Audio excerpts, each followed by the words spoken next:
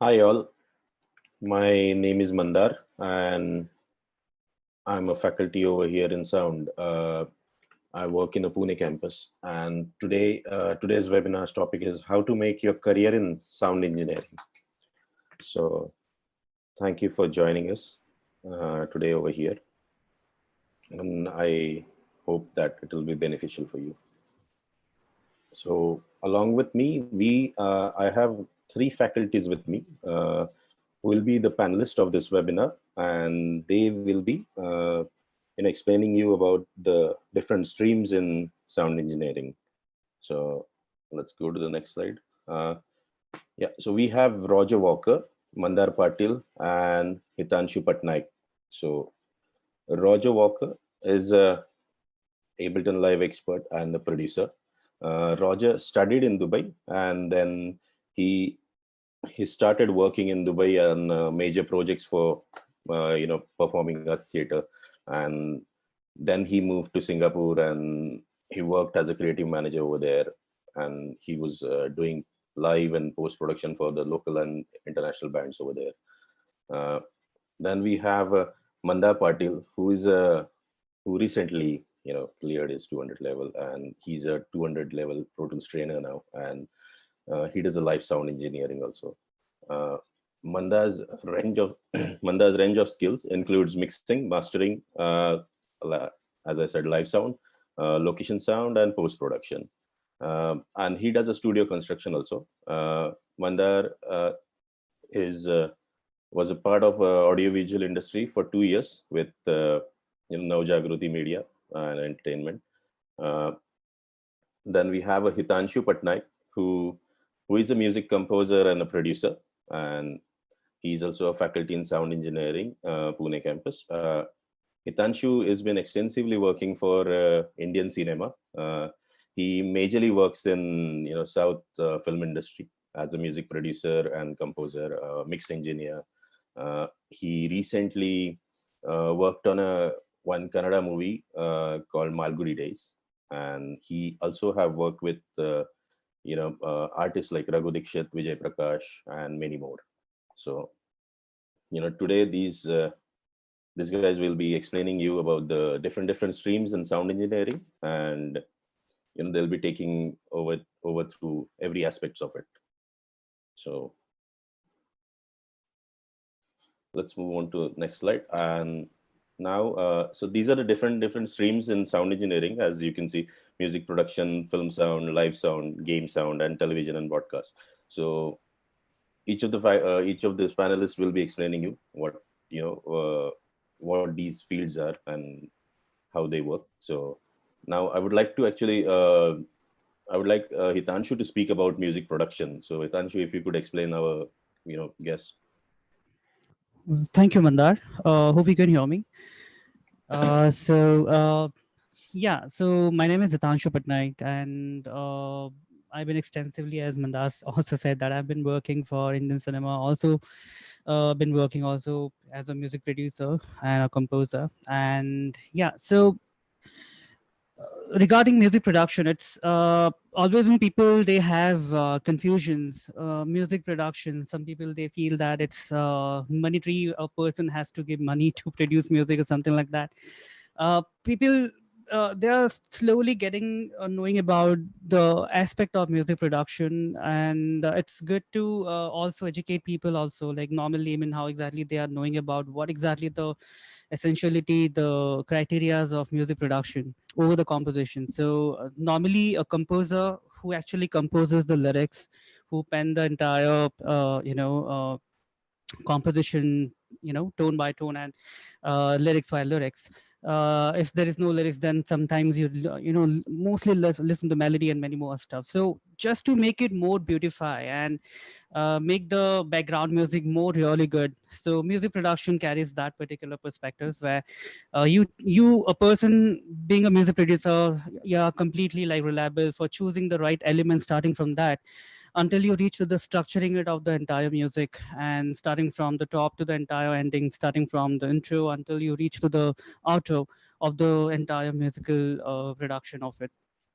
So here I got a slice for you ready. So as you can see, pre-production, tracking, mixing, mastering, delivery. So these are the different stages which you can see over there. Pre-production, mostly when you reach where you start sitting with the client whenever you're working for any other person, or let's say you are only by yourself, you are a music producer who actually produces your music with the composition. So you need to know what exactly the criteria you need to meet. Mostly you need to structure out the entire music by your basic piano lines, and you get into the layering down beats, drums, rhythms, bass, and many more other elements on the top of. Before, it was 60s 70s era, it was completely live instrument. And also slowly when we got into electronic music, and where we completely got into computer music, live instrument become very accessible for us, where we can just play as a pianist all kind of instruments. So those are the important thing as a music producer. Yeah, as I told you, reliable for everything, starting from rhythm, bass line, and many more other stuff which you get into. Understanding the music composers criteria, or let's say if you work for a movie, then probably you need to get into those particular perspectives, then get into tracking, then mixing, mastering perspectives of it. So tracking, mostly when you choose right engineer with you when he has to record with you, and vocalist, you're gonna choose the vocalist who is going to sing for that. Then slowly get into the final production of it, mixing, refining your entire music, then getting into the entire loudness of the music. That is when you reach to the mastering. And at last, delivery, where those perspectives really broaden area, where different production, different record label, they work in a different format. Mostly we listen to MP3, that's the delivery format in common. And right now we listen to AAC and like that and so on. So yeah, that's what is all about in short, which I would like to say about stages of music production. And moving forward for the next slide, probably where Manda can lead off again.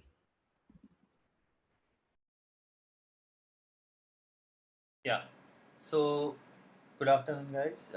And basically, similar to what we did before, there are stages of production for live sound as well. And in live sound, there are various aspects in which you can develop your career as a live sound engineer. So, not only as a mixing engineer, but you can have various aspects of live sound as your career. So, managing clients is one of them. With managing clients, you have a tendency of dealing with people, with the artist, getting them together and managing their times and the requirements. That is the first major aspects of working in live sound environment. And once everyone is happy, then the event goes very well. Next, basically you can have and do your sound setup and stage management. Stage management is one again a very huge field of learning and very helpful project in live sound.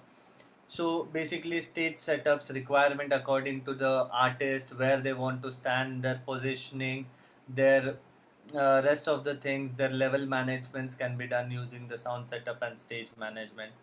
Then coming towards the sound check, before the show starts, you need to maintain the sound levels properly. Everyone in the on stage, off stage should be able to understand easily and very clearly what the deliverable content is happening.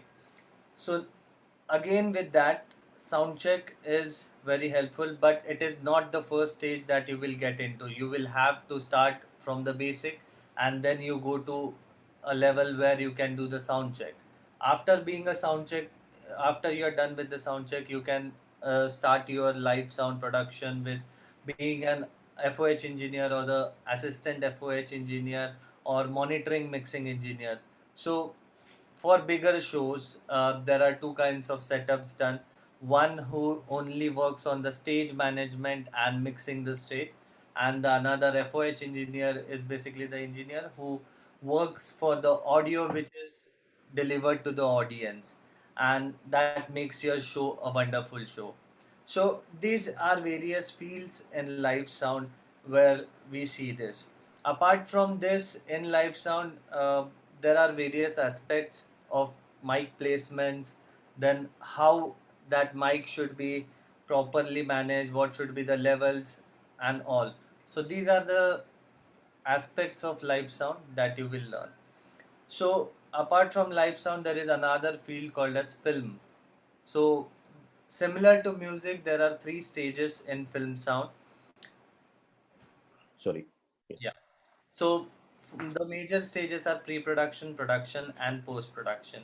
So in pre-production, what basically you do as a location sound engineer, you do location reikis in the beginning with the film team so that you understand how the environment is going to be and what are the requirements. So once you go on the location, do the reiki of the location, you understand the environment, then you finalize your equipments depending on the locations that you have seen, then finalizing the team that is required, number of people required for the team. So all these things that you decide before entering to the production stage is known as pre-production. Basically even finalizing the budget of equipments and the team is also a part of pre-production. Once this all things is done, then we move actually to the production, that is called as shooting or tracking. So in shooting or tracking, what we do is go on the location with all the equipments properly placed for the artist, and we do actual recording of the audio that is required for the film. Once that is done, we go into the post production stage. So post production stage is a bit little late for audio guys. So where it is concerned, we get the final edited film from the video guys, and once we get that final edited film and audio to it, we start working. So in audio post production, what is the first stage that we do is assembling of the audio takes from the field recorder that we have already done in our production stage. Next thing is cleaning them and aligning it according to the requirement, wherever which artist is speaking, or what ambience is required, then what music is going to come up. So adding music and effects with the dialogues is the most important part that comes after cleaning your dialogues. Then balancing them according to the uh, feed, or what is the requirement of the film, whether it is a documentary or whether it is a feature length film. So depending on the nature of film, the levels and where it is going to be delivered, like last stage is called as delivery. So in delivery, you have to decide in which areas that film is going to be distributed. So this is the major aspect as of. So delivery depends on whether it is going to be delivered in theaters or whether it is going to be delivered in Atmos theaters or 7.1 theaters or IMAX theaters. So depending on the format, you should deliver your content to the video team. Apart from that, formats for the audio that is required for delivery, that is the most important thing. If you are going to work on a film which is internationally distributed, sometimes you have to distribute in various languages. So according to that, you can give them different stems for different things, like dialogues can be a stem, music can be a stem, effects can be a stem, and depending on the nature, they can work on the delivery of the film. So this is the entire stage of production of film, that from an audio engineer's perspective. So basically, Mandar, you can host over to the next slide and where Okay. Madhur can speak about it. Thank you, Manda. So next we can go to game sound, which Roger will explain us how the production works of it. Hey everybody, first of all, good morning. Thanks for having me here. So game sound, when you talk about game sound, it's one of the most paid jobs in the sound engineering field, I would say. And sound in games is such a huge sector. So when you talk about game sound, what it is actually all about, it's a job where you put all the sound in a game. Everything we hear in a game is put by a game sound engineer. It could be music, dialogue, sound effects. Usually, game sound engineer has a degree in sound engineering or sound technology and is also trained himself with a middleware application, which I would be talking about later in my presentation. So many of you all might have this question, where do these sounds actually come from? There are several sound libraries which are usually used for movies. So they are usually not game ready yet. They need to be tuned. They need to have different timing. Depends on what the character is doing in the game. and how important is music in a game. In my point of view, it is super important. And the game wouldn't feel the same if the background music was not there to give you the immersive experience, right? For example, Star Wars or God of War, it wouldn't sound the same if there's no background music. Another example could be PUBG. Everybody has heard of this game.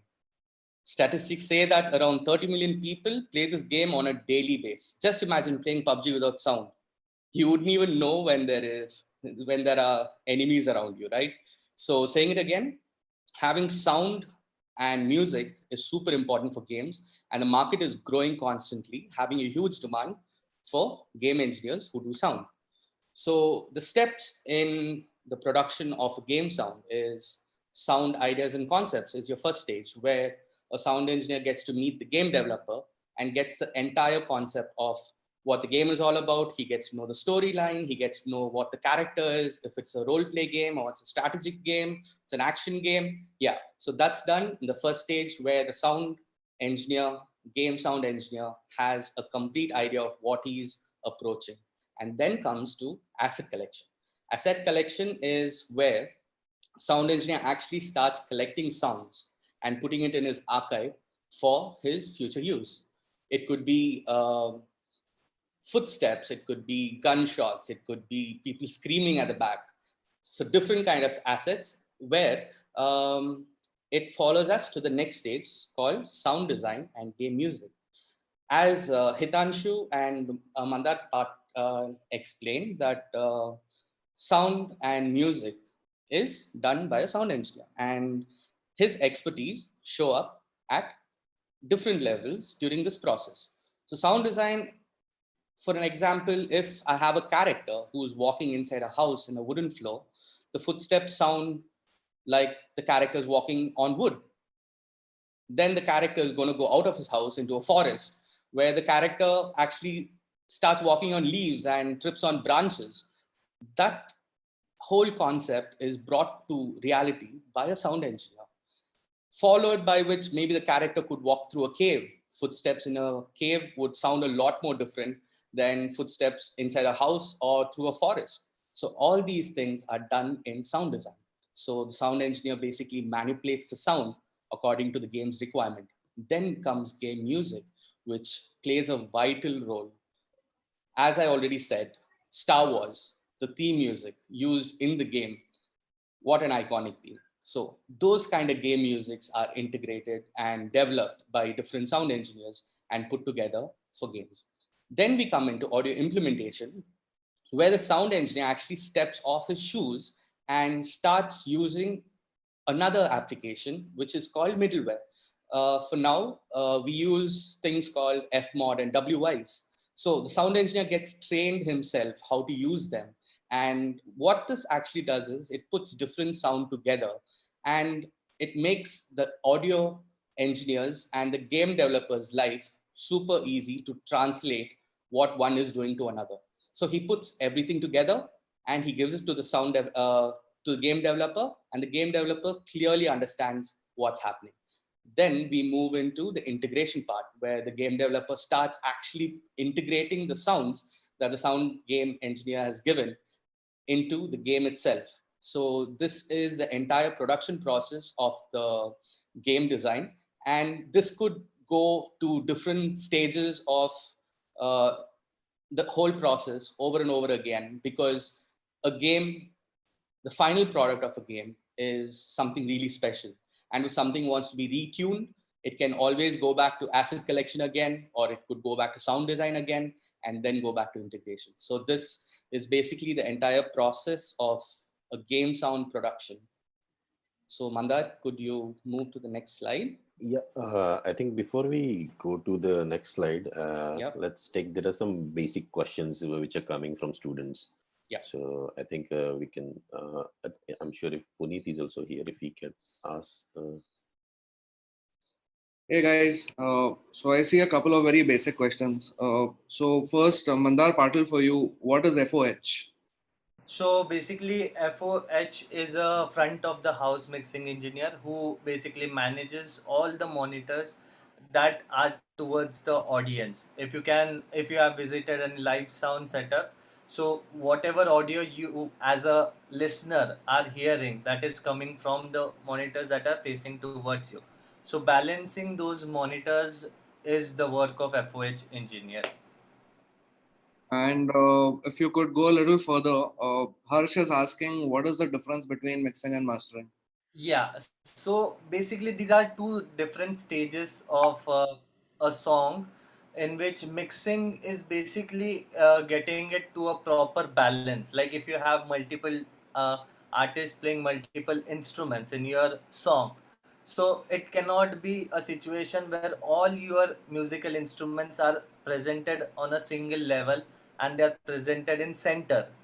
So if you say know little bit about stereo, so when we mix for stereo, what the mixing engineer's work is to balance all the instruments in such a way that it gives a feel to that song, and it does not makes you feel that everything as a haphazard way.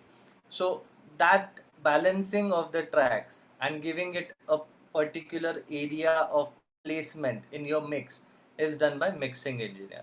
And where we talk about mastering, so mastering is basically an advanced way of finalizing your track. It is not something which is only related to increasing the gain of your track. It needs final balancing to your track. So it's just like you have a product, but giving a final touch to your product is the work of mastering engineer in a very basic terminology that I can explain. But it has lot of in-depth, you should have lot of in-depth knowledge about mastering. Plus when you become a mastering engineer, you should know about the frequencies in a lot, like what frequency is making a cause in your entire mix, because while mixing you have individual musical elements to work on, but while mastering you have a single track in which all your instruments are placed. So in order to keep that entire mix in a balanced way, that's the work of mastering engineer. Cool. Thank you for that. And Roger, there's one question from you from an anonymous attendee. He wants to know, how does one collect sound for games? Okay, as I mentioned before, there are different libraries where you have samples, which are predefined samples. But another way to do it is done by a Foley engineer.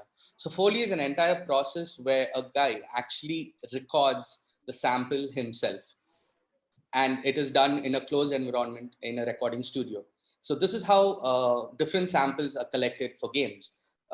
It could be like a paddy field, for example. To recreate that sound in a recording studio by doing Foley could be just waving a bed sheet in front of a mic, which could basically make it sound like a paddy field if you process it really well.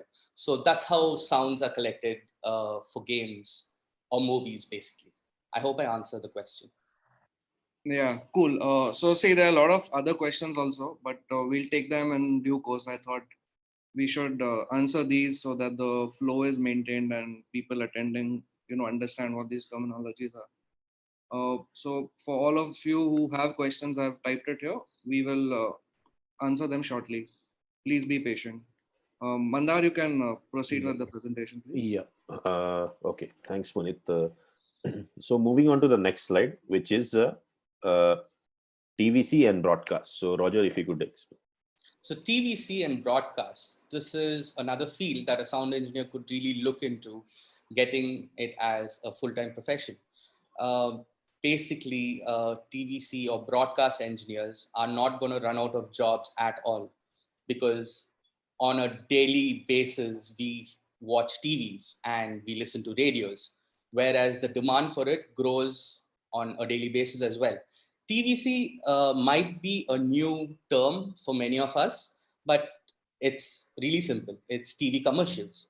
So working on TV commercials, a sound engineer's job is really vital when it's a TV commercial. He needs to be really creative coming up with sounds. Yes, the video or the animation in the TVC is important, but the way the sound is portrayed makes it more catchy. So TVC is a field where a sound engineer needs to go to his job every single day and be a lot more creative. He needs to have a different approach for every single project he's working on.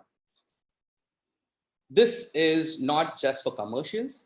It can be even for normal TV channels. We watch TV on a daily basis, like I said, and there are so many TV channels doing a lot of things. It could be a live relay, it could be a recorded show, it could be a talk show, it could be a concert on the TV channel, and blah, blah, blah.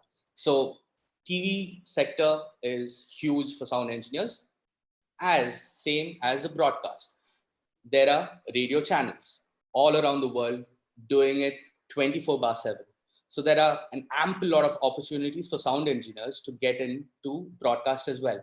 So broadcasting, a sound engineer's role in broadcast could be, he would be recording audio for the RJ who's talking on the radio channel, or he could make a radio jingle, which is the music that's played on the radio in a very short form. It could be a 30-second jingle, it could be a 1-minute jingle. So he'd be a jingle producer, for example, and the entire producer for the sound for a radio talk show. Every talk show or every radio channel could have several programs, right? And every program will have a producer, the entire production team working on that particular program. So there are ample lot of opportunities in TVC and broadcast that a sound engineer could look into as well. And this is actually based upon sound engineering, basically.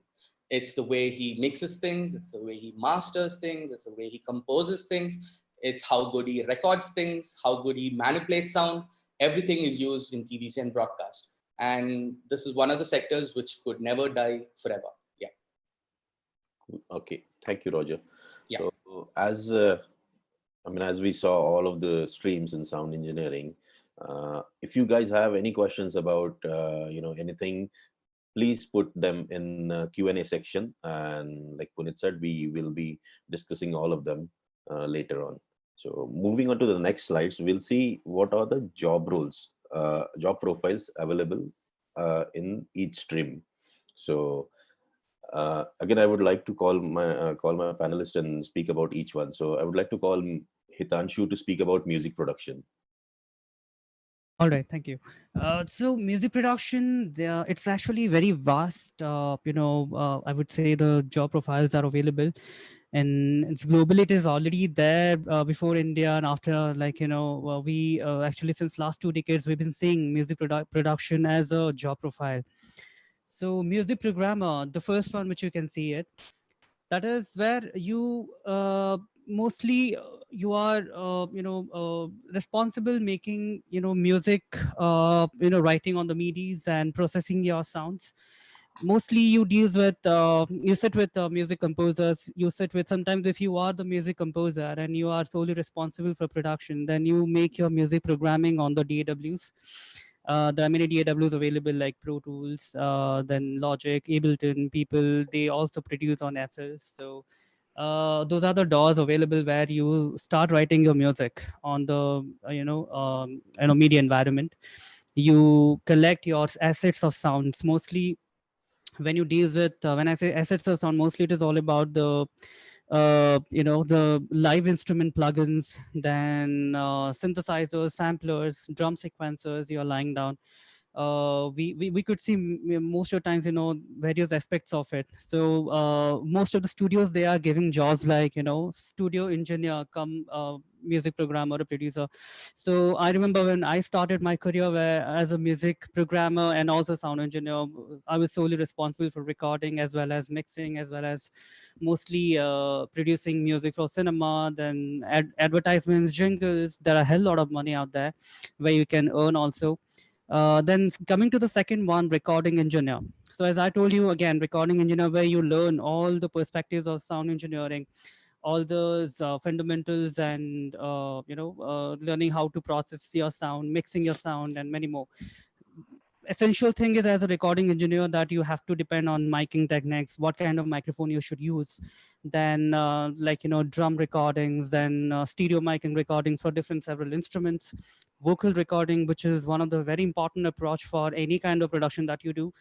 Then coming to the mixing engineering, so the job profiles are available mostly on studios. than many big studios, small studios that are, they're actually asking for. And we also tied up with many studios and many companies where you also do music programming production for companies like, as my friend Roger also said, that mostly gaming companies like Rockstar Games or Softwares or many more. There are many companies available. I mean, private sectors and renowned sectors like Sony and all. They start always accessing people, those who actually can. Make the music, and you will be sitting on the on the one particular room where you start making production for those kind of animations. Companies are like Baiju over here, which we are majorly tied up in India. Then also getting into mastering engineer perspective, this is a complete different state of art, where mastering engineer is solely responsible for mostly making music more refining, more loudness, and there are many more various perspectives which you actually see into. But mostly mixing, mastering, engineering, that comes under one category, where when you will achieve that kind of kind of practice of recognizing frequencies, recognizing loudness, then you probably do that mastering engineer. Sometimes it comes, if you are a person who actually born with a golden ear, then it comes little early to you. But it actually is a matter of practice where you comes more, and it actually goes more further. But one in all, which I would say, music production as entire, as an engineer and as a producer, you are sole responsible for making your not only sound better, but also you have to be also choosy for choosing the right element to your track, right, processing to your track. Vocal production, again, one of the major perspectives when we do it. So those are the four particular job profiles that are available in companies and studios. Then radios also you make jingles for radio. There are many companies, many radio companies, those who actually seek help from mostly fresher mind, those who are actually coming with various ideas for making jingles and so on. So yeah, thank you so much, Mandar. That's what it's all about on music production and the job profiles for that. Yeah, thank you, Hitanshu. Now, so we'll look into the film sound and live sound. So I want to ask Mandar Patil if you could explain us about the job profiles in live sound and film sound. Sure, Manda. So basically, in film sound, as you can see it, there are only four headers mentioned for careers, but it is not so. So apart from this four, also there are many careers available. So here it's written ADR engineer. So ADR stands for automatic dialogue replacement. So it does not mean that dialogues are automatically replaced, right? So you need to record it so that it matches the lip sync of your dialogue. So it's a huge responsibility of an ADR engineer to record sounds that are not good or which has some noise element present while you do the location sound. So ADR engineer is responsible for recording the tracks and mixing it to a level that it matches your location sound. So that's the major work of ADR engineer. Then coming towards sound designer. So all the effects that are not picked up from the libraries needs to be redesigned. So designing of any kind of sound such as foley or effects like footsteps in your film, or you have cloth rustles, or if some woman is shown with lot of ornaments, then if walking or running scene is shown, then that ornaments make some sound, bangles make some sound, and any other thing that is onto the artist, or if you can see anything moving around, so that comes under sound designing part. So you need to create all those sounds in details. So a sound designer is responsible for creating that sound parts in your film. So when you come back to on location recordings, so this is the production stage that you do. So in on location recordist, you work as a recordist, or you work as a boom operator, or you work as assistants to them.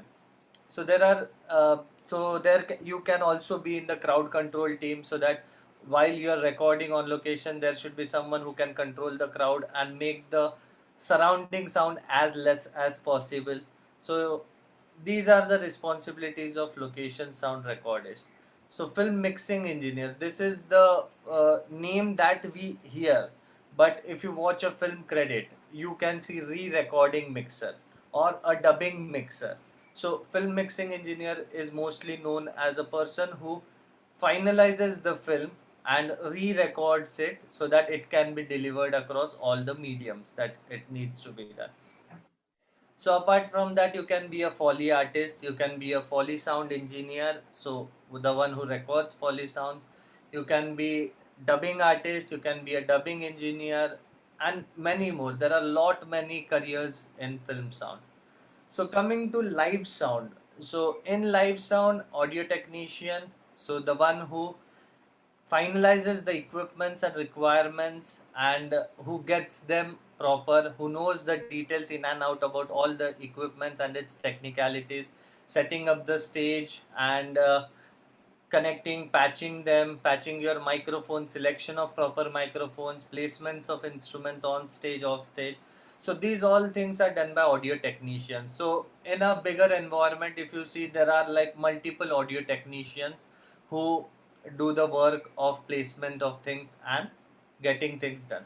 So the one who handles all the audio technicians is called a systems engineer. His work is to make all system kept in proper before the FOH or MOH or the artist comes up on the stage. So all the equipment should be tested for and kept it ready for the engineers to work on. Equipment vendor. So this is again a biggest opportunity for you to enter into live sound. So wherever you have a show, you need equipment. So it is not possible for every band to carry all the equipments with them. So what you tend to do is you find a equipment vendor and hire the equipments required for the event. So you can work with equipment vendors as their system engineers or as installation engineers or their inventory managers, or you can work with various aspects of live sound in an equipment vendors team. FOH engineer, as we already have seen the question, that front of the house engineer is the one who is responsible for mixing the entire band or the set of artists that are present on the stage and the audio output that is audible to the audience. Monitor engineer is the one who sits next to the stage and he manages what output or what feedback is coming to the artist. So it is very necessary that artists on stage could hear what they are playing. So if they cannot hear what they are playing, then what happens is they can miss out on the synchronization part of the band. So monitor engineer plays a very important role in delivering proper output and levels to the artists who are standing on the stage so that they are in synchronization with each other and they know what output is going outside to the audience. So it is not necessary that the FOH mix and monitor mix should be same, because artists can say a different requirement. They can have different requirements what they want to hear. And for the FOH engineer, it is mandatory to have all the instruments out coming outside to the audience. So these are various fields in live sound that you can come up to. And in this also there are, like, if you are a FOH engineer, you can have an assistant to that. Monitor engineer, you can have an assistant. But this entire thing depends when the setup is huge. If the setup is small, FOH and MOH, the monitor engineer is one and the same, and he mix from the same perspective. He does both the work of FOH and MOH. So you can have various opportunities in different sets. Okay, so this is what the entire scenario about film and live sound. So Mandar, if you can continue with other. Thank you. Yeah, thank you, Mandar. So now about the more section, as we saw game and you can see other thing, acoustic audio programmer. So I would like to call Roger to speak about all these job profiles. Sure, Mandar. So, game sound engineer. I've already explained what a game sound engineer is all about and how does he actually play an important role in the game. So when you look at this, a game sound engineer is not just the person who is making the overall sound for a game. He can be a music producer who's going to make the background score for the game. He could be a recording engineer who's creating the Foley for the game. On the whole, he's called a game sound engineer who's working for a game. So people might ask, like, there would be a simple question that, is there a separate course for a game sound available? I would say a sound engineer is a sound engineer. He needs to get a degree in sound engineering to understand the basic concepts of sound engineering. To take up the role as a game sound engineer, yes, he could do a secondary course that could help him to understand a bit more how to apply his sound engineering concepts in game sound. So a sound engineer needs to know the basics of sound engineering to be a game sound engineer. Then I can move into acoustic consultant actually. Acoustic consultant, in other words, acoustics engineer. So this is a very niche sector which is found. What's the role of an acoustic consultant? He is the guy who is going to plan how to construct a recording studio, for example, where every room in a recording studio needs to be treated in a particular way that the room is going to sound good. There are two different kind of rooms. It's live room and a dead room. A dead room is no matter what you record inside the room, it's going to sound dead, like just the signal that the mic is capturing. Whereas a live room, the room is alive, having a tiny bit of reflections here and there, which enhances the audio that's being recorded in the room. So that's the main role of an acoustic consultant, who advises how a room or even a concert hall or a stadium, even airports, use acoustic consultants to make the room sound better. So acoustic consultants are on high demand because there are very few very good acoustic consultants around in the industry. So acoustic consultant is a job role which could be really, really interesting, and not everyone piece of cake, but yes, if you're into acoustics and you got your math straight, I think that's the way to go. Audio programmer is another very creative job role that a sound engineer could look into. For example, like me, I've done my BTech IT. So I do a bit of coding. I know C++, C, Java. I write Apple scripts. So an audio programmer is the one who writes codes for the audio softwares. There was a transition. It's called analog era and digital era. So nowadays we are in the digital era, which is basically everything digital. Everything is done digitally through a software. Hitanshu spoke about DAWs. There are different DAWs: Pro Tools, Ableton, FL Studio, Logic, Pro X. Who develops all these things? It's an audio programmer. So basically he needs to be a sound engineer who understands coding and who can code in a very detailed way. So that's the job role of an audio programmer, which is really high in demand because every second day there's a new software being released. Let it be even most of the softwares and plugins which are available might be available free, but they are still developed by an audio programmer. Another interesting field that which is under this category is podcasts and audiobooks. I'm not sure how many of y'all are aware about audiobooks, but it's one of the rapid growing fields, especially in India. Amazon had a lot of books for sale online, and people used to buy them and read them on their Kindle app, for example. But in the mid of 2019, what happened? Amazon came up with audiobooks, where every Indian book was recorded and posted on their Amazon site, which could basically be downloaded and heard by the customer. So I was part of this project when I used to work in a studio in Bangalore, where every single Indian book, the top selling Indian book, was recorded using a voiceover artist and uploaded onto Amazon.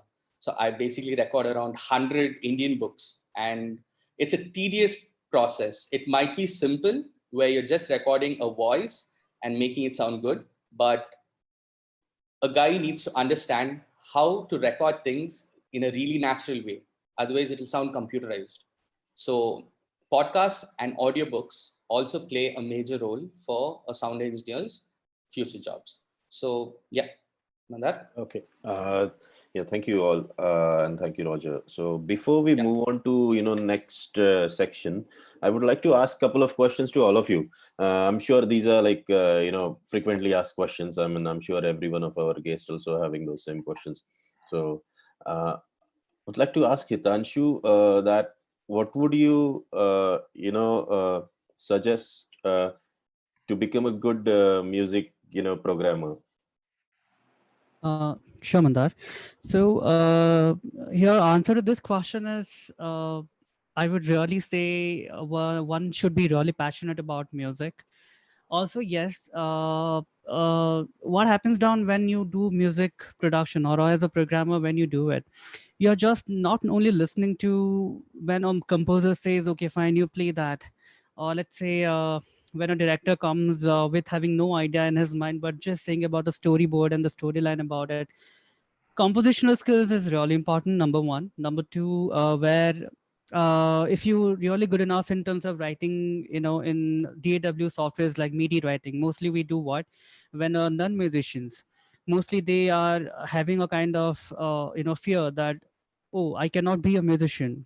But the technology is giving you at least answers that nowadays everything is everybody can be. I mean, Logic Pro says, okay, fine, a doctor can make music also. I'm just giving an example where you are getting applications like GarageBand in iPad or iPhone. It gives you loops.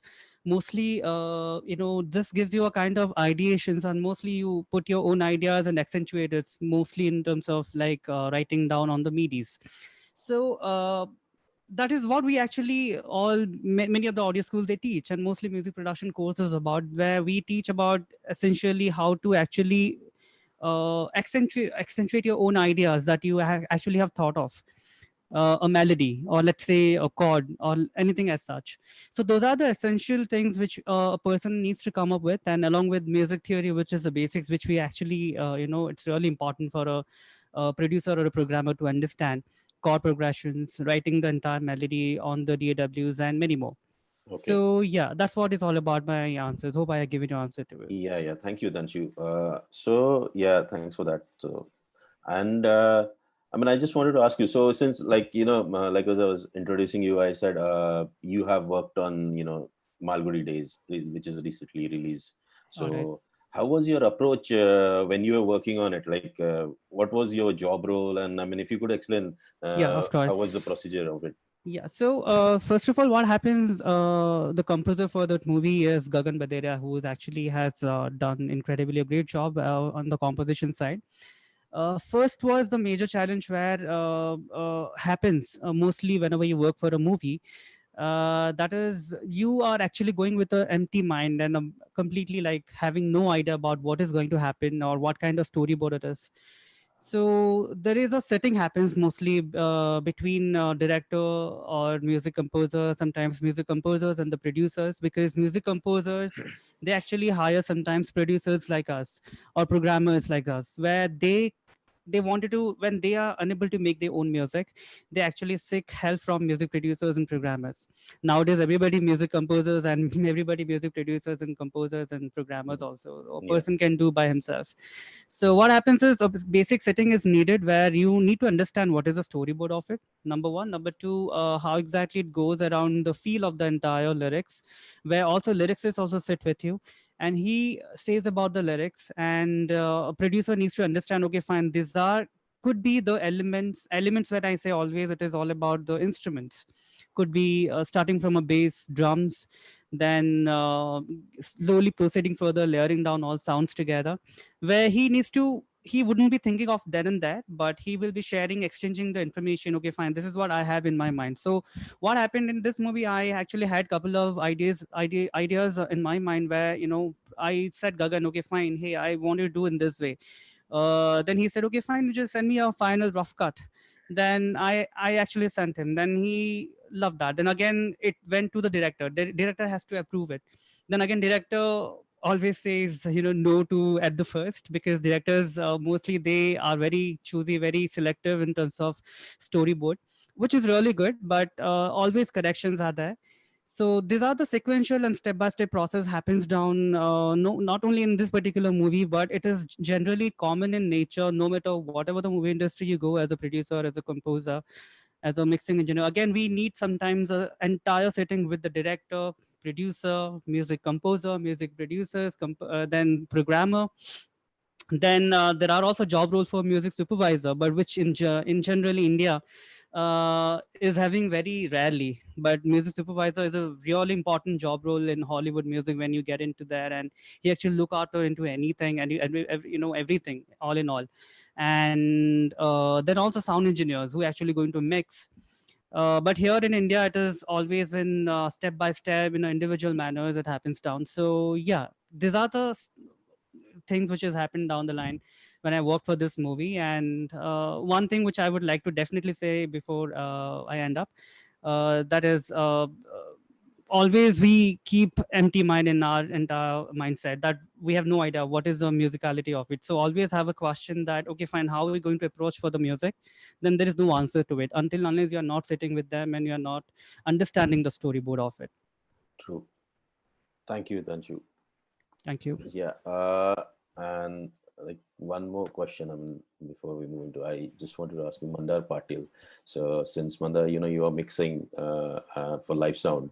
So if you could, tell how to acquire a skill set to become be a good live sound engineer, and from where should I start if I'm a fresher? So basically, starting, if you are a fresher, then you should assist someone, a live sound engineer, or you should join a team of any sound equipment vendor team. So where you can learn about equipments. So before getting as a mixing engineer, you should always start with understanding your equipments. So starting with cables, starting with your electronic gears, your instruments, how they sound, what are different microphones, how do they react into the environment, what are different kinds of monitors, how do you need to place them in order to have proper isolation from the stage, uh, and have do not have feedback in the system. So these are the things that as a beginner that you should learn. So it is a stepwise process. You cannot directly go in a live sound team and say that you will be working as a mixing engineer without any prior experience. So you should understand your equipments first, then you can go towards stage technician or audio technician, managing the stage setup and the connections of it. Then slowly you can go to the mixing of the stage and patching of the stage. Then you can go to monitor calibrations and all. And then final stage is your FOH mixing engineer. So this is how you can basically enter into live sound and start your career as a live sound engineer. So till the time you get to a mixing engineer, you definitely have your perspective of how the mix should sound on stage and how the mix should sound for the audience. So that gives you a hands-on experience of understanding and working with various engineers, being an audio technician. Thank you, Mandar. And see, it's live sound. So, and as we all understand, it's happening live, and one mistake can ruin the whole show. So, can you tell us what are the challenges you face on the job? Like, what are the big challenges or small challenges also, even if you could tell us? Yeah, there can be a different challenge every time you set up. Even if the setup is same, your positioning is same, the venue is same. There can be multiple things that are going wrong. Sometimes a cable might be an issue, and you might be wondering what is going wrong. And from so many cables, one cable is a faulty cable. So finding that cable is the biggest job. So keeping your presence of mind in live sound is the major thing. If there is noise coming out of your monitors, then first thing that you should check is the power supply for your monitoring. Second thing, you should check your instrument, soloing it and muting it. If it solves your problem, then that instrument is either faulty or the cable connected to that instrument is faulty. So checking in a sequence is most important thing.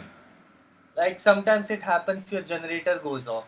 So what happens? Your entire show goes off. You Right. cannot do anything. So in that scenario, if the show is that important and that big, you should always have an alternate generator. Even if one fails, you have a secondary generator or you have a UPS that is powering up your system, entire system. So to keep, at least to save your session and switch it off to a certain level until the power resumes.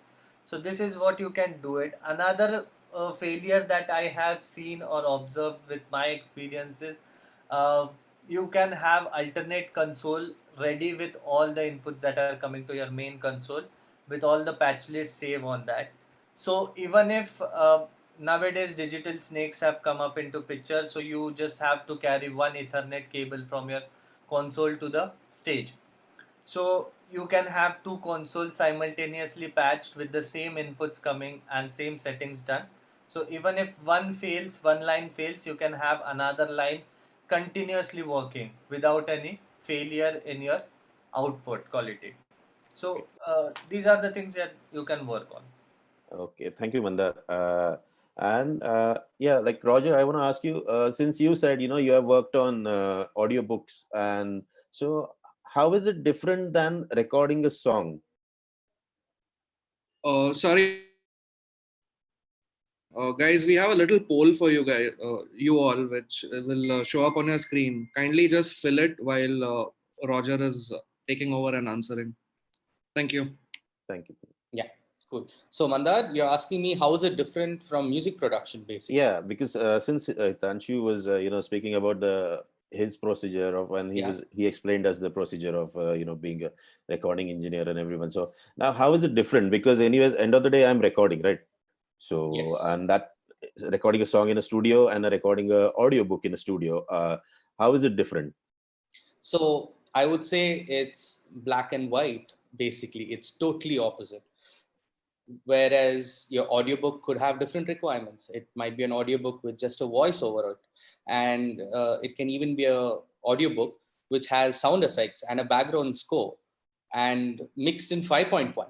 I've mixed I've actually mixed a book in Dubai, which had sound effects and a background score, and I did a 5.1 mix for an audiobook. So basically, it depends on what kind of project are you working on.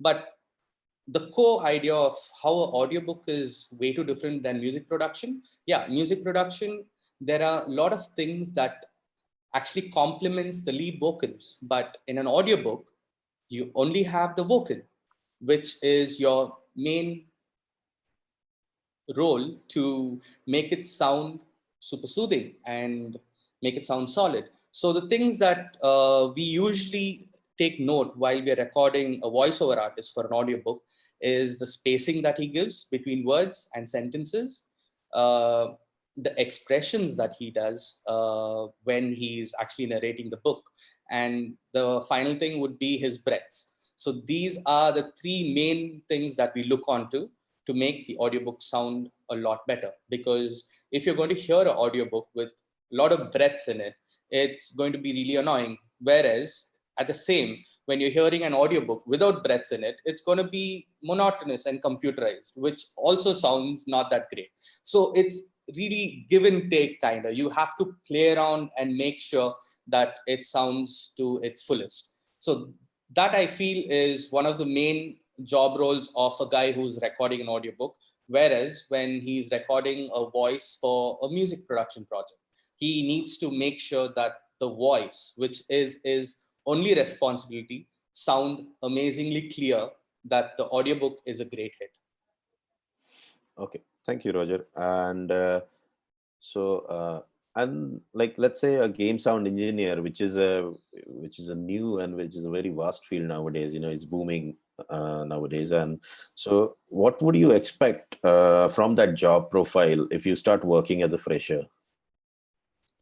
Initially, as a fresher, I would probably advise people to start interning at production houses which are working for major game sounds.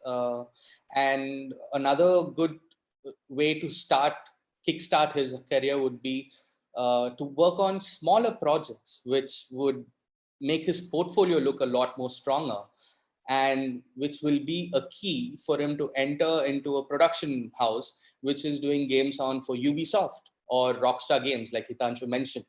So if he's going to work on a major production for the next God of War, which is going to come out, he needs to have a good portfolio which is going to showcase his work. And which is actually going to convince the audio production house that this guy is suitable for my role. So I think if somebody is looking forward to get into game sound, he needs to get his basics in sound engineering really, really sorted, where he needs to be a very strong guy with his basics in audio technology and the basics in sound engineering. And then he needs to be the best who manipulates a sound to make it sound totally different.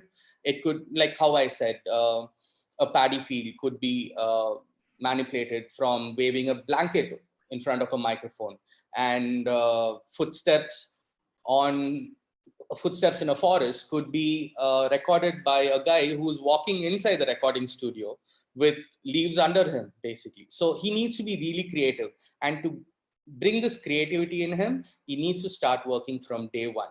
Let it be small projects. We at CMedio, basically, we encourage students, especially the sound engineering students, to work hand in hand with the game development team. So what the game development team does, they do their projects. They have their own set of assignments and projects and KRAs that they need to get done every semester.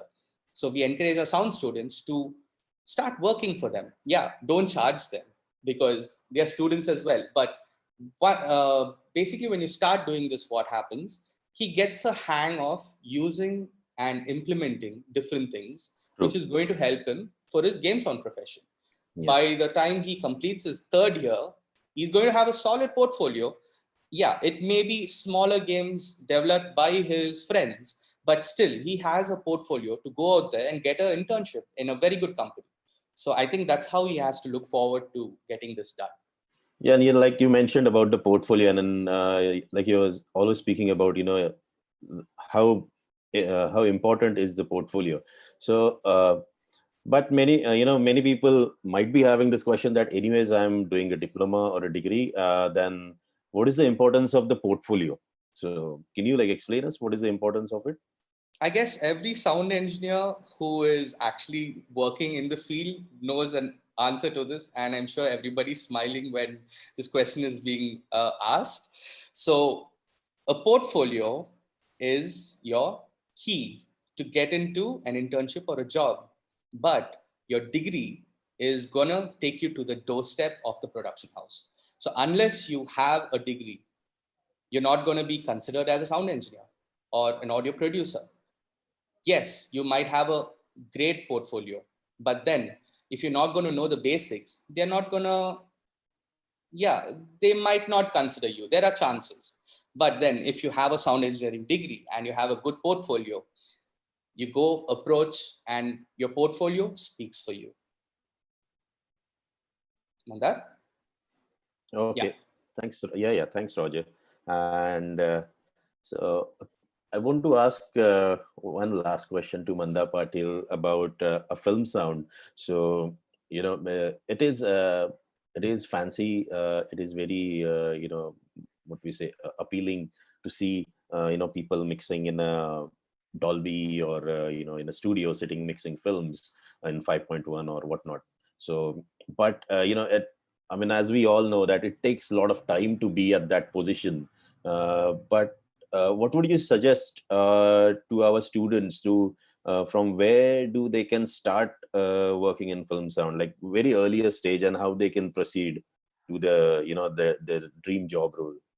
Yeah, definitely. So basically, as discussed prior, in coming to the film sound, it is not necessary to go step by step. So one can opt his understanding with how the film works, and one can directly jump as a film mixing engineer or an ADR engineer or a sound designer or on location recordist with prior knowledge of how it is done. Okay, so from that, as the question is regarding the film mixing engineer, you should start working on mixing on short films or small films, student projects, or you can create your own film, create your own music, add some effects to it, add some voiceovers to it, and start balancing them and check it on how does it sounds. So that's the first stage on how you start mixing a film. And slowly, as you get more knowledge and you get more number of inputs coming up, share it with people around you who has a good understanding about film mixes, and try to hear it on different systems. How does it sound? If you're mixing stereo, then try to listen on the home stereo system, the professional audio system on headphones, and make a differentiation about how what are the differences that you observe in all these mediums, and how can you manage the differences to be as less as possible in a film mixing environment. So understanding the element and understanding the perspective of the field, that's more important than mixing a film. So if you understand what is the desired output of the film, you can easily mix a film. But if you don't understand, and if you have lot of knowledge about film mixing, you know lot of knowledge about mixing inside a DAW, but you don't understand the emotion of the film, then it becomes very difficult for a film mixing engineer to mix that film. Okay. Thank you, Mandar, for explanation. There's one question actually I wanted to ask Punit. He's also here, and Punit is the head of academics for sound department. So I would like to ask him one question about many people says that why should we join an audio school where when we can go online and learn about all these tools. And so in your opinion, Punit, what does it make a difference, I mean, between both of these things, and why someone should just join audio school? I think, Mandar, the first thing is basically you have to understand it's a creative field primarily. Yes, we do use technology and a lot of technology, and you need to have a knack of good technology to excel. But it's primarily how creative you get. So, like for any creative individual, the more you do, the better you get at it. Like an artist will keep painting, and at some stage, he's gonna really make a masterpiece. So by and large, that's how it works. An actor gets better with time. So similarly with music, sound engineering, acting, whatever creative field you are in, the more you do, the better you get. And sure, I mean, there are people who will learn online and do courses and learn from that. But you are denying yourself by doing that. Basically, you're denying yourself an opportunity to interact with other creative minds and pick from them. Like, it's simple. I've almost spent like 14 years of my life in studios, either assisting or either working with assistants or basically working with various musicians, directors, lyricists. There are so many things you while spending that time in the studio, you pick up from them, or maybe even having a cup of chai or having a meal. While you talk, you learn. So the whole idea of a good school would be to, like, spend time together, work on projects together. Also, there are different departments here within SEAM as well. So you will get to interact with filmmaking students, you will get to interact with gaming students, and you will get to pick their brains and work on projects together, and do stuff like that. So it's all about exposure. The more you put yourself out there, the more you'll get exposed, and in return, more you will gain. So yeah, hope that answers. Yeah, thank you, Punit. So I think now we can move on to the section where mm, you guys can ask us any questions. I mean, I'm sure you are putting your question in the Q&A section. So from there, I mean, but you can keep on, since you have heard all of the questions now, and I'm sure these just opens more questions in your mind. So if you could just put your questions, and we can just start answering them.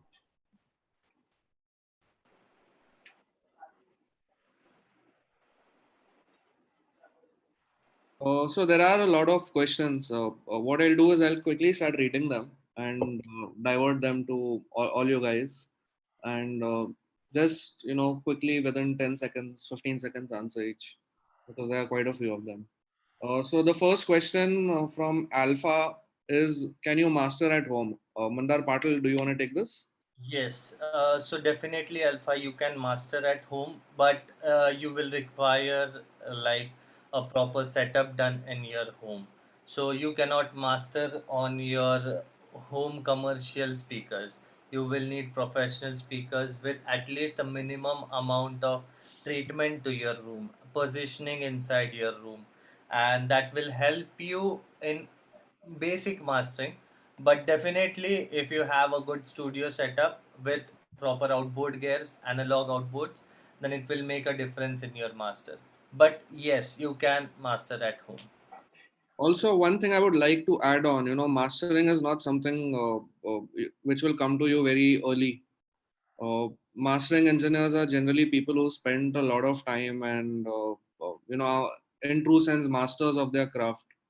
So you can't just come out of any audio school and say, "Hey, I'm a mastering engineer." You might be able to wing it, yes, but if I give you 10 different tracks from 10 different genres, you may not be able to do justice to this, as opposed to just mastering a EDM track and making it loud and sending it out. So you'll get there, but to be a good mastering engineer, you have to be a good mix engineer first, and to be a good mixing engineer, you have to be a good recording engineer first. So it will take some time to get there. So the next question is by Johan. Uh, uh, how does someone get into DJing? Johan, you can join any DJ school, or you can learn it on your own in your house, or you can go and assist a DJ. And yeah, basically, all those paths are open to you.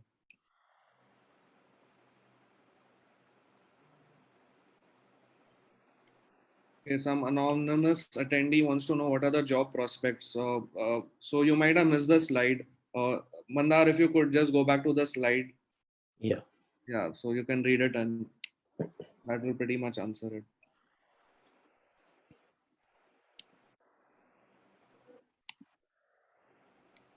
So Shadab Alam has a question. He's a student, I think. Uh, Pointing job profile and film in India, we find most part of job are done by a single sound engineer. Does it become difficult for newbies to deal or enter the field? Shadab, I'll quickly answer that myself. No, a single sound engineer is not going to work on the entire film. That's a myth. Uh, there are different stages. If you're even talking about film mixing, there is a sound designer, there's a mix engineer, there's a location engineer, and uh, there are different people working under them and their assistants. One guy will handle sound effects, one guy will handle music, one guy will handle Foley ambience, one guy will manage archiving, one guy will manage mixing. So it's a team of people generally which works together. So do me a favor, just watch any film you like and start looking at the credits. You see a lot of it. And yeah, if you start assisting someone, you will learn the ropes of it, and you'll make your own contacts and go further.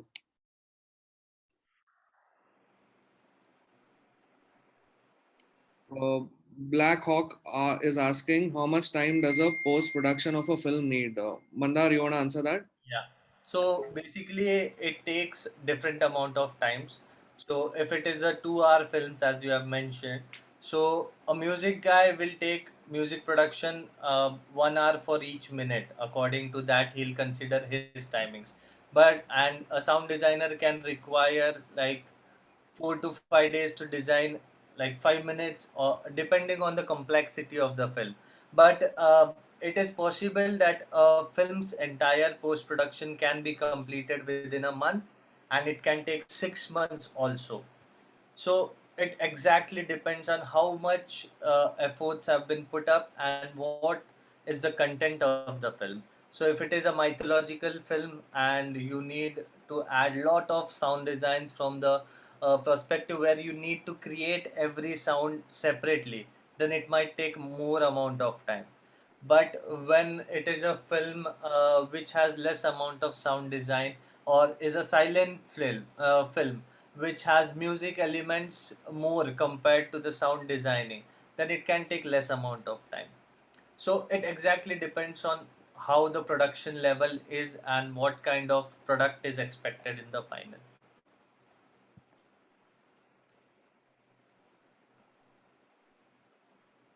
Yeah, Puneet, I'm done.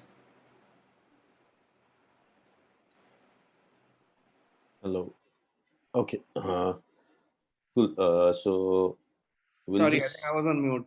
Poison is asking, can I know the difference between diploma in sound engineering and BSc in sound engineering?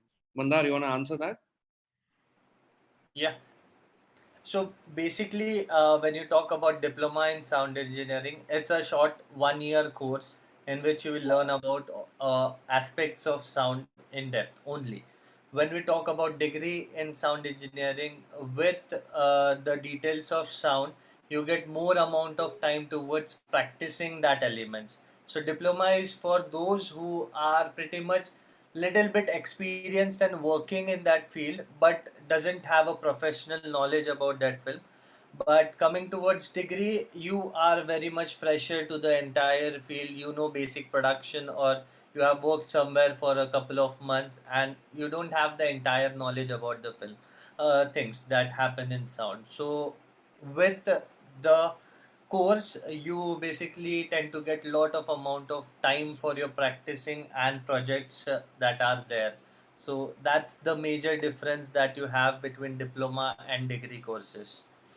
And other than that, you get ample of time for solving your doubts. You can work with projects with the rest of the students that are present with you on the course, or you can take some projects from outside who are already passed and working in their fields at this stage. Cool. Thank you. So Kashish also has a lot of questions. So Kashish, to begin with, the fee structure, you can get in touch with us, via website, and we'll answer all that for you. And the admission process has already begun. As far as what basics should I know before starting a course, I think it will completely depend on what you want to get out of it. For example, if you're looking to do the course to become a music producer and work in music, then I think taking up an instrument, working with basic softwares and all that is going to be good. So it completely depends on where you're coming from. Next is uh, Roger. You might want to answer this. What is the difference between mixing and mastering headphones? Different between mixing and mastering headphones. Yeah. There are no different kind of headphones. The only different kind of headphones that I know are professional headphones and basically consumer-based headphones, where professional headphones are used by sound engineers and consumer-based headphones are, like example, Beats is a consumer-based headphones where sound engineers don't recommend those headphones for their own use because they can't get a clear sound. But mixing and mastering on a headphone, if I need to talk about that, yeah, it can be done. You can get a clear picture while you're mixing a song and mastering a song if you have basically trained your ears to your headphone. For example, I use the Bear Dynamic DT990 Pro. I've used that for a couple of years, say 2 or 3 years now, and I've trained my ears to know how the DT sounds. So when I'm mixing my project, when I'm in a remote place and I'm still working on a project, a freelance project, for example, I'm mixing my song on my headphones where I take the same project and play it back in a studio. I can narrow it down to a decent mix, even if it's played on studio monitors. That's how much I understood my headphones with my ears. So I think mixing and mastering on headphones is fine if you're working remotely, but usually it's done in a recording studio with a decent set of monitors, and that's how it's done. Yeah, Puneet.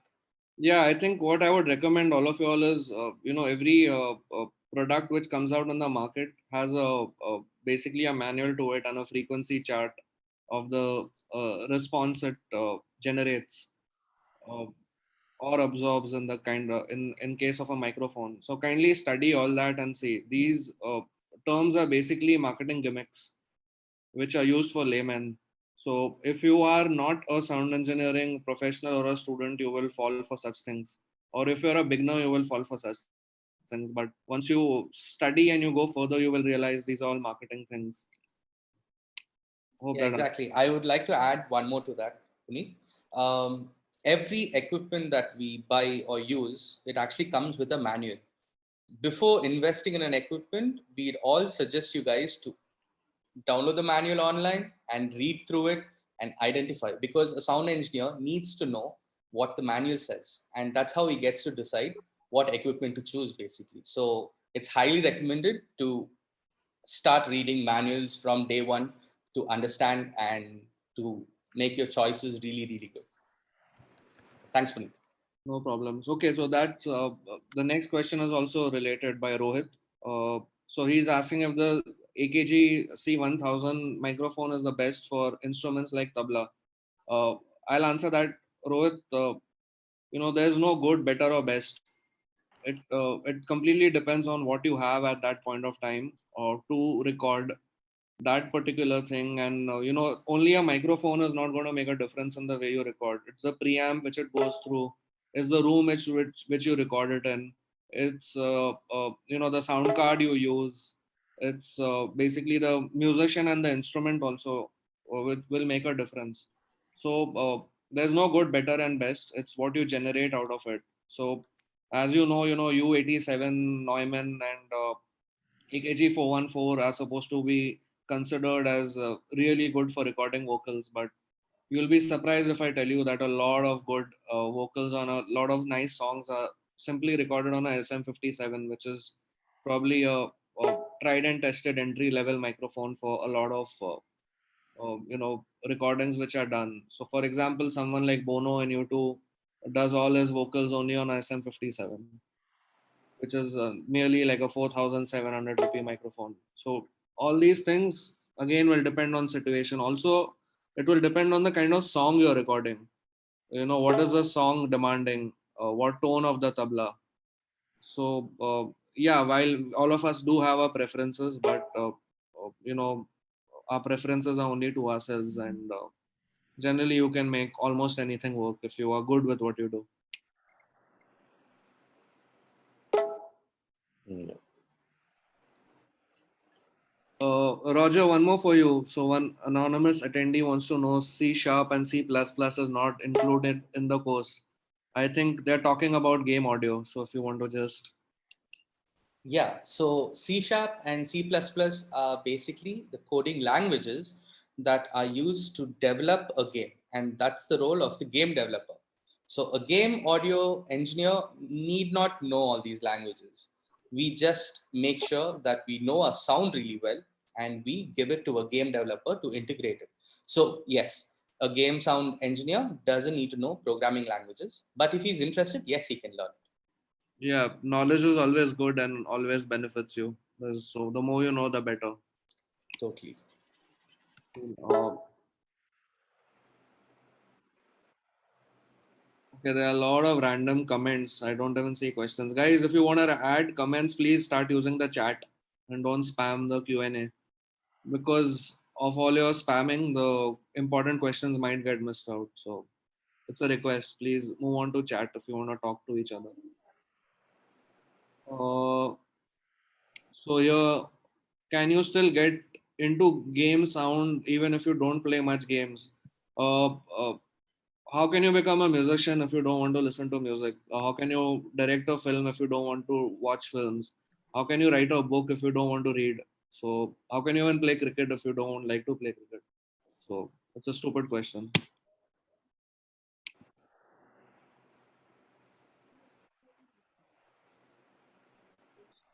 Guys, just go through the Q&A and see if you can spot anything, because there's a lot of spam here.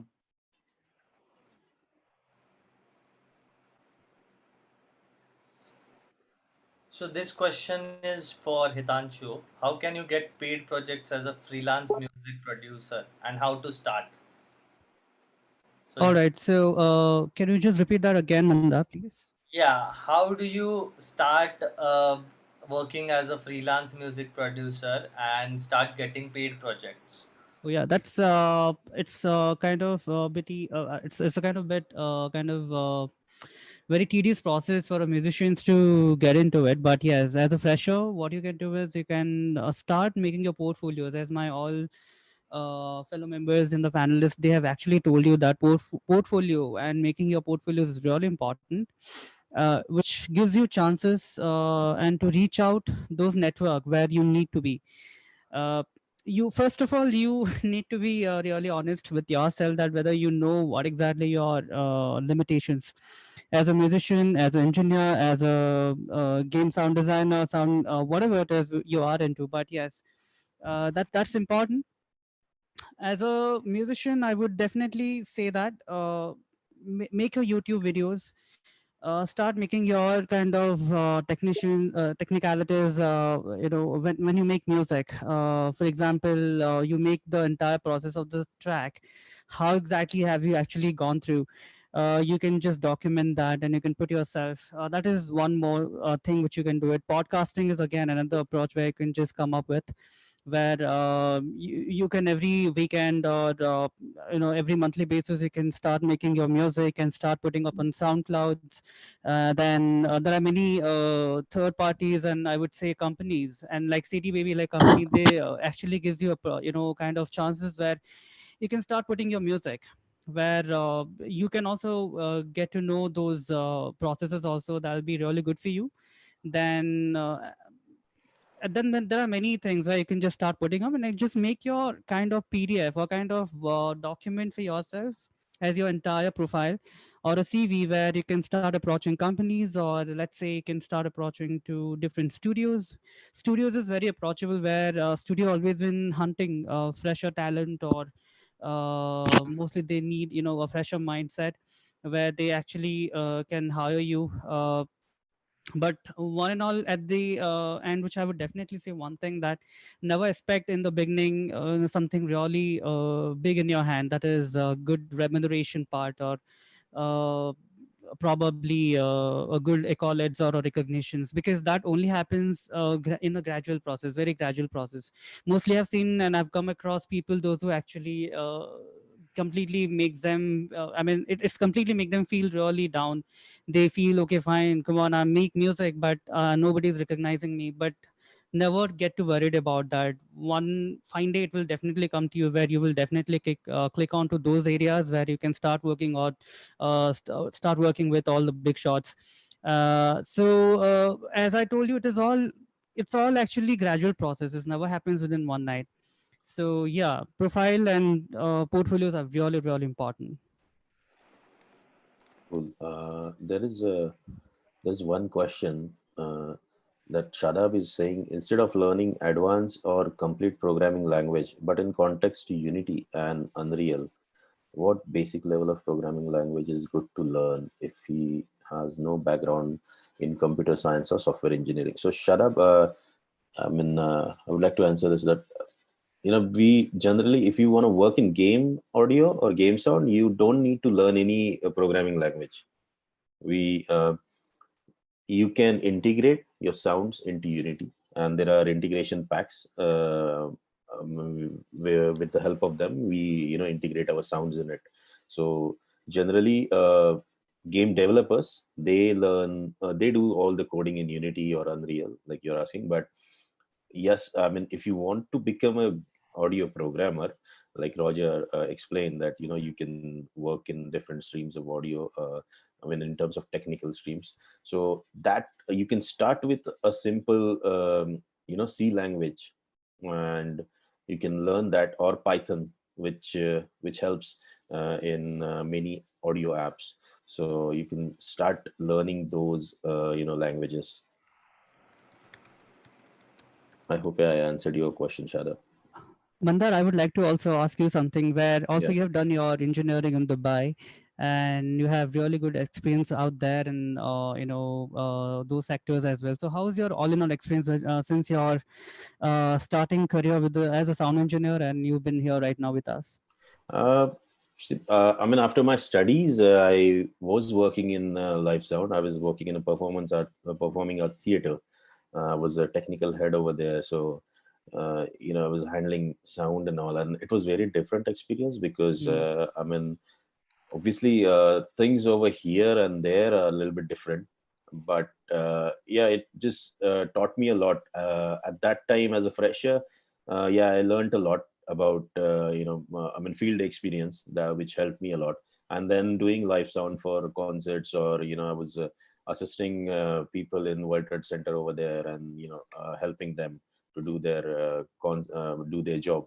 So that also taught me a lot. Like Mandar Patil was explaining that, at the start you have to assist people as an audio tech. So I was actually an audio tech at that time, and I was running cables from here and there, and I was doing, setup on the stage and helping people. But at the same time, I was, to be honest, I was not liking it. I mean, I'm sure most of the people would relate to me, but one thing now I know that I learned a lot at that time, and that taught me a lot.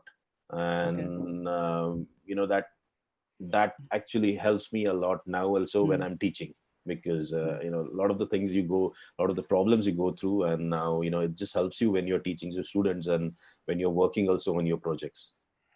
Yeah, great, Nanda. Thank you. And one more, I would like to also add on one point where somebody just asked that what is the benefit of joining audio school, and Puneet also has explained really well about it. But I would like to add on one more thing, that uh, I've been looking and I've been checking many videos on YouTube's, on many sites. Those who are actually providing courses, they're good, but if you only fall and end up finding the good videos on YouTube, because many of them they're explaining wrongly. And secondly, here we are not at all having any kind of pointing out on them. But yeah, I by myself, I've actually checked many videos.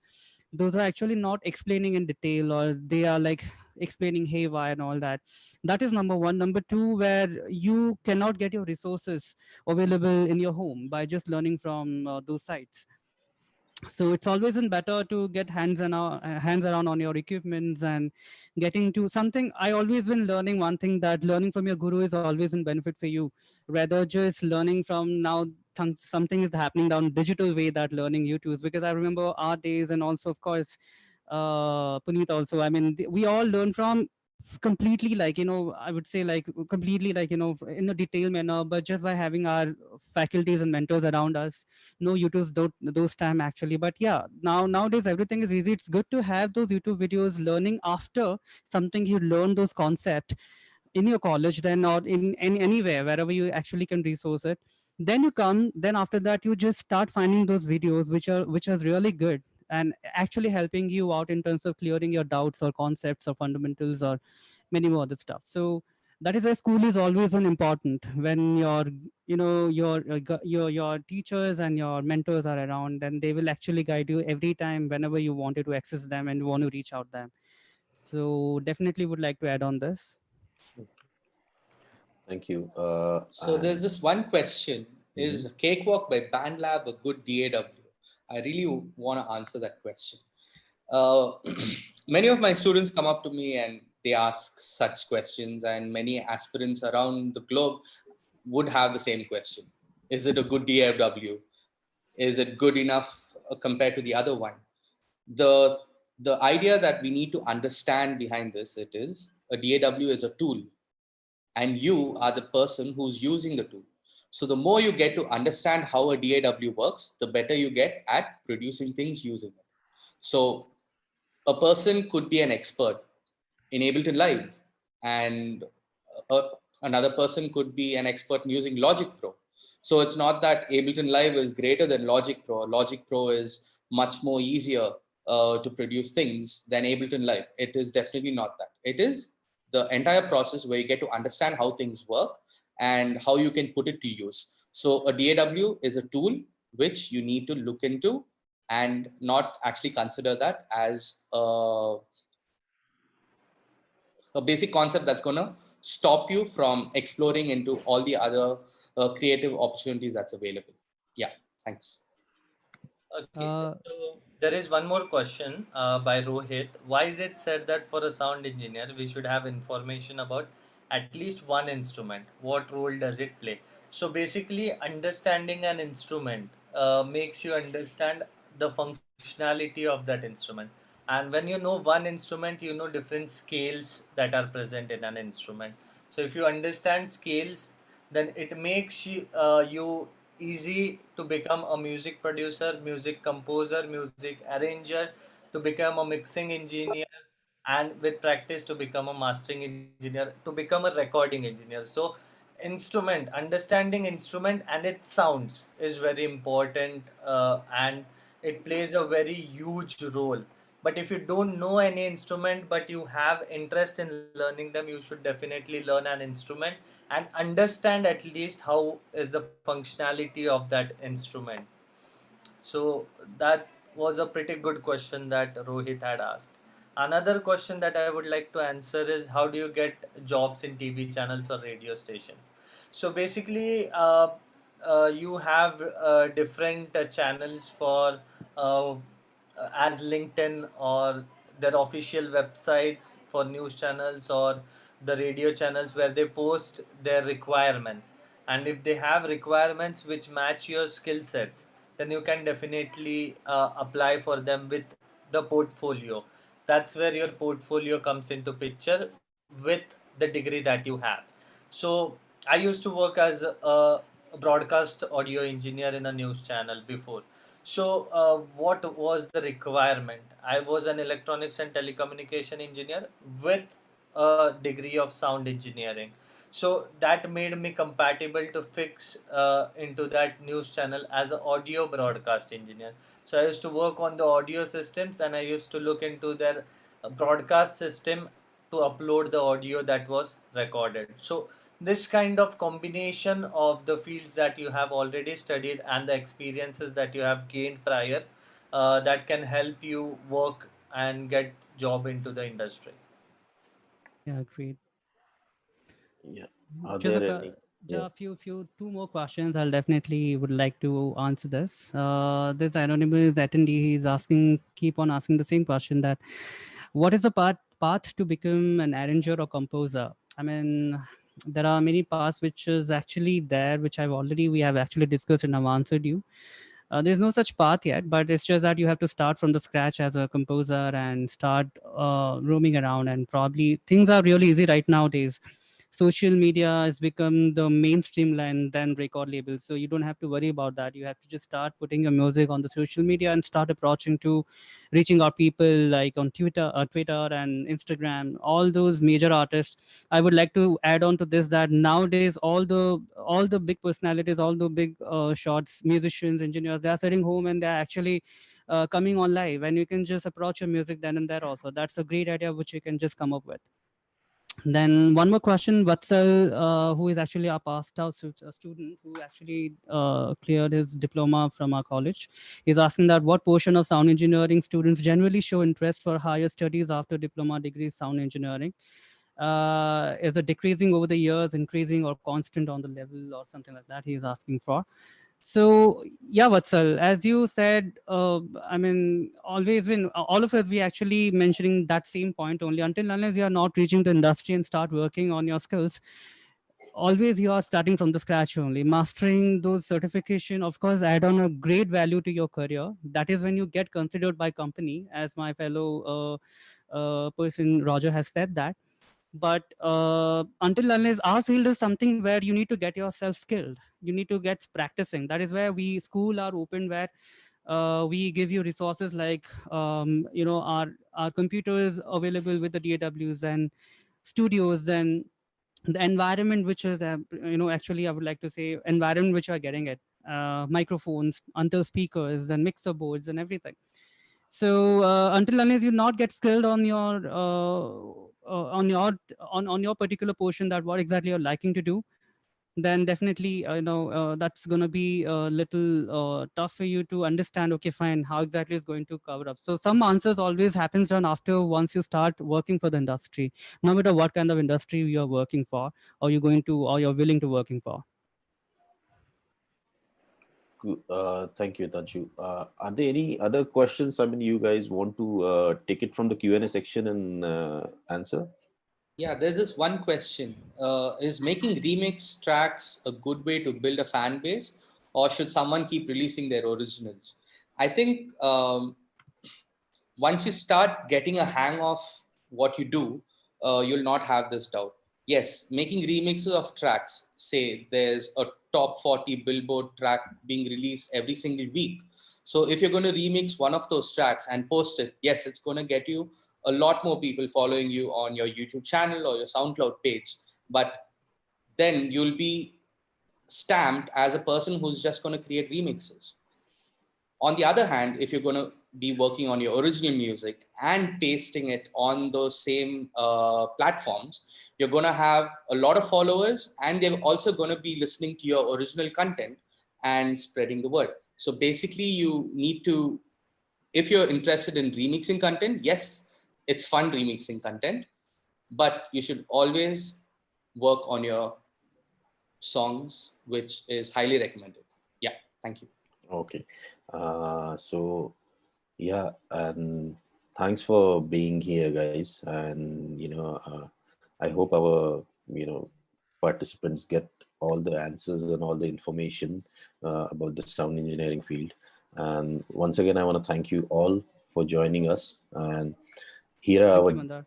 and here are the details of us, of our branches, their email addresses, their phone numbers also. So anyone wants to contact us, they can contact us through the email or the phone number. You can also go to our website, and and you can see us, what all the departments we have, and how we function. You can go through our website and see.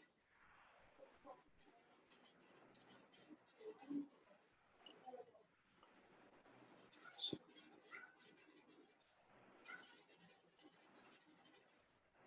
yeah, I think we can end this today.